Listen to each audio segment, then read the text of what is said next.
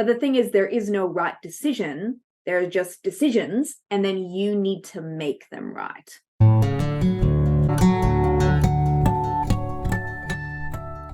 Hi everyone, welcome back to my channel. My name is Tara East. I'm a writer, blogger, YouTuber, and the author of the mystery novel Every Time He Dies. And my outfit is actually very complimentary to my book cover today.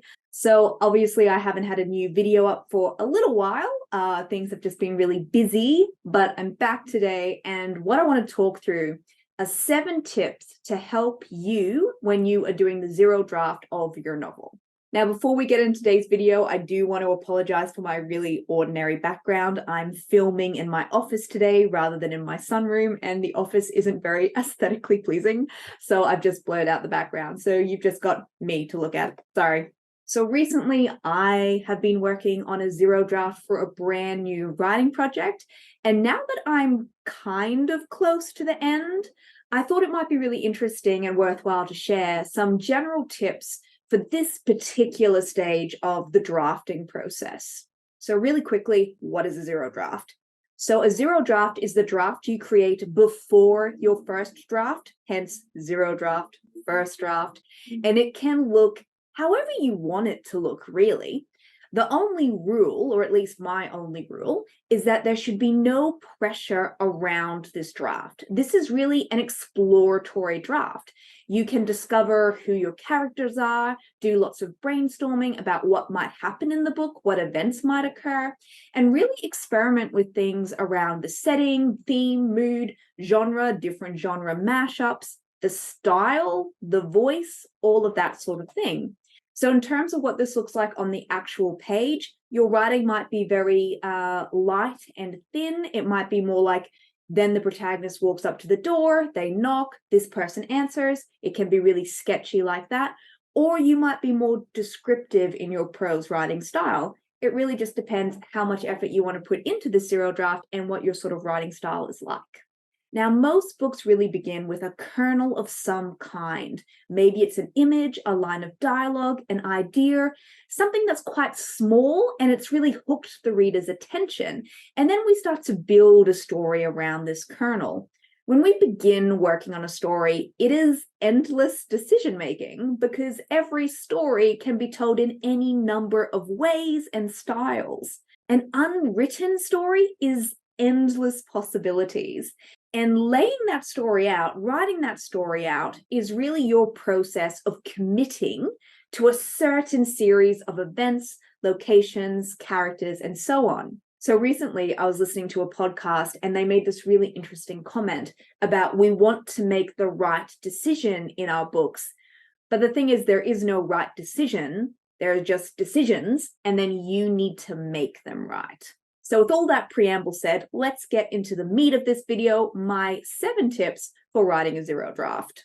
So tip number 1, have really low expectations. Zero drafts aren't meant to be good. They are a way for you to get words on the page without the pressure of perfectionism.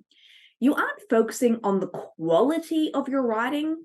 What you are focusing on is the story itself. So you can experiment with different ideas that the book might grapple with, and you can play around with the characters and just kind of see what happens. A zero draft can be used as a way to play and experiment with all of these different options. Keeping your expectations low is one way to give yourself permission to remain in that creative and playful space rather than falling into the editorial space, where you're sort of critically analyzing and thinking about your work from the reader's perspective. So this draft, it really should be all about play. The story doesn't have to have a consistent voice, style, or POV. It can be as messy as it needs to be because you're figuring out the book on the page in real time. And on that note, when I'm doing my zero draft, if I suddenly make a decision that then changes things that happened before, I don't go back and fix that stuff. I just write ahead as though that was the decision the whole time. So for example, let's say I've been writing the book as though my main character were an only child. And then 30,000 words into the manuscript, I decide, actually, I want them to have a sibling. I write forward as though that sibling has been there the entire time. And then if I still like that idea at the end of the zero draft, when I do my first draft, I will just then include that sibling in the first 30,000 words during my rewrite. This stops you from getting stuck behind an idea or getting stuck in the first 20 or 30,000 words. And it also stops you from being overly committed to an idea. Let's say you write up to 50,000 words, and then between 30 and 50,000, you have a new sibling, and then you decide, actually, no, they really should be an only child. You can switch back again. And in that way, you're just being more efficient with your time during this playful experimental stage of the drafting process. Tip number 2, keep in contact with your draft. Because these drafts are so loose and exploratory, it's a really good idea to be working on them pretty consistently.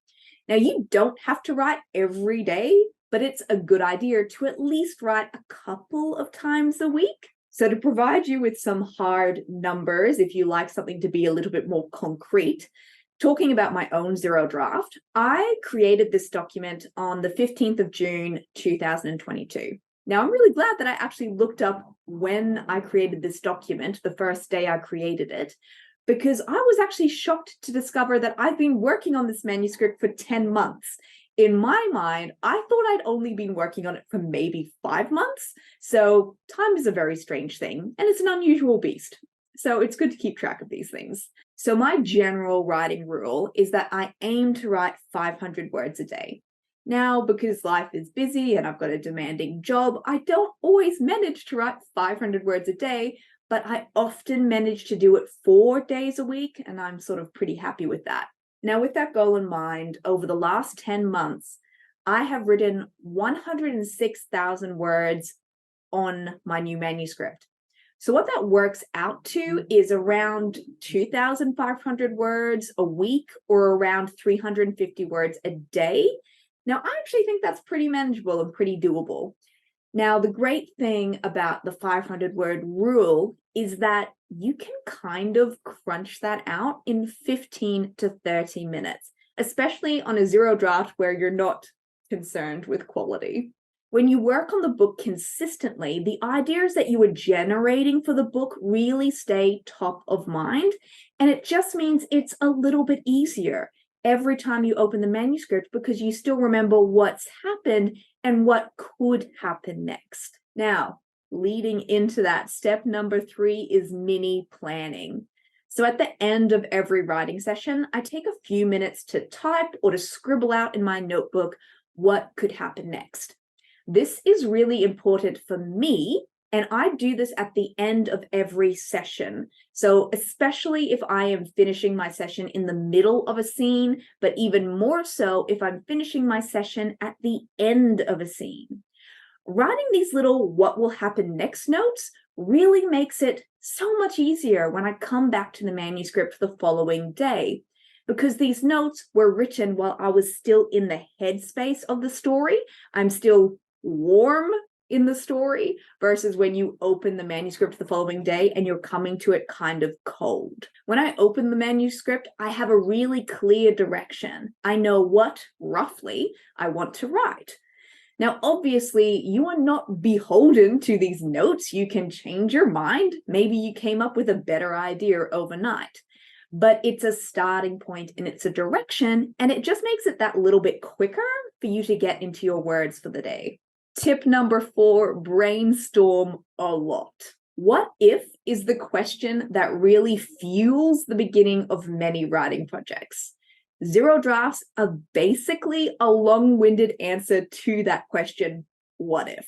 Before I started writing my zero draft, I really took some time to do some light research into the few topics that I thought my book might explore.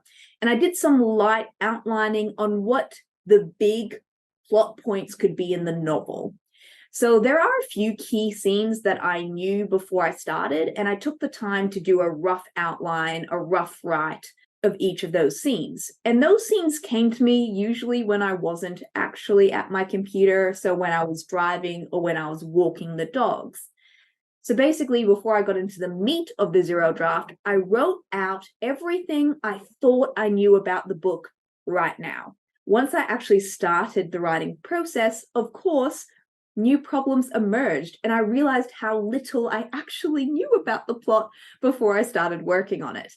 So even up to this point, now that I'm over 100,000 words into the draft, I'm still frequently brainstorming what could happen next because I'm discovering the story in real time. Throughout this process, sometimes I only knew what was going to happen in the very next scene, and beyond that, I had no idea.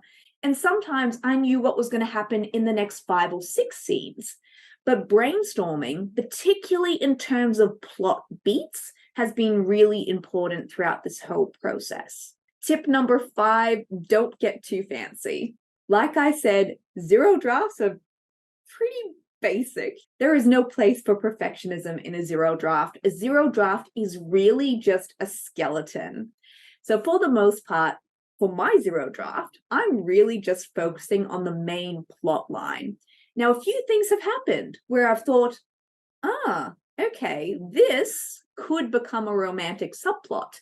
Or, there's a dynamic, there's an exchange here. Maybe, is there some sort of underhanded political alliance happening between these two characters?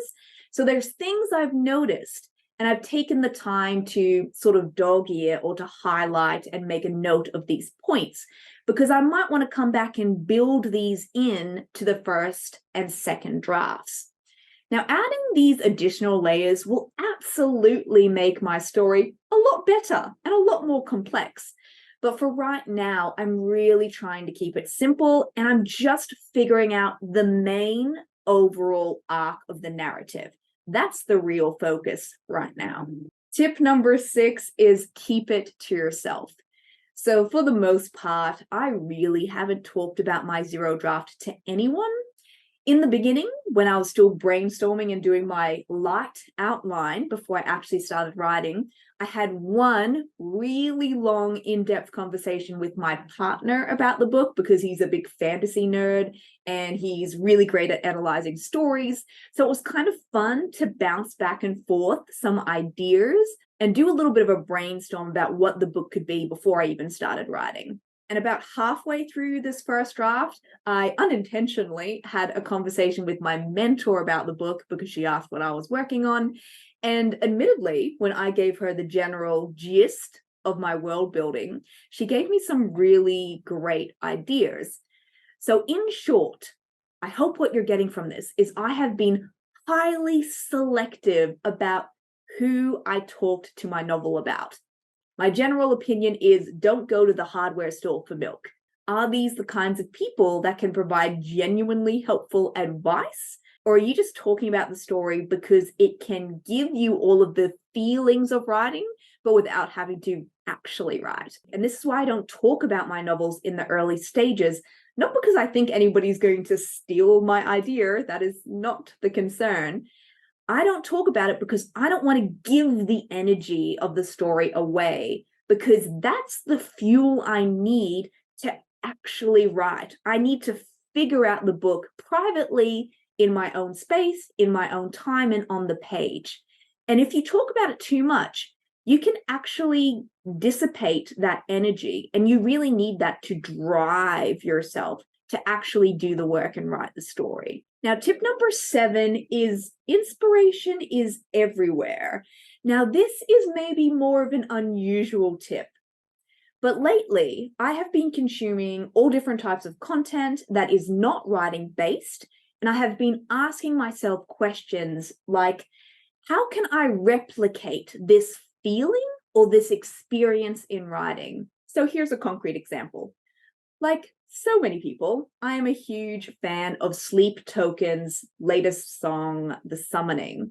And there is a musical shift that happens in the last minute of that song where we move from being a standard metal song into suddenly this pop funk style.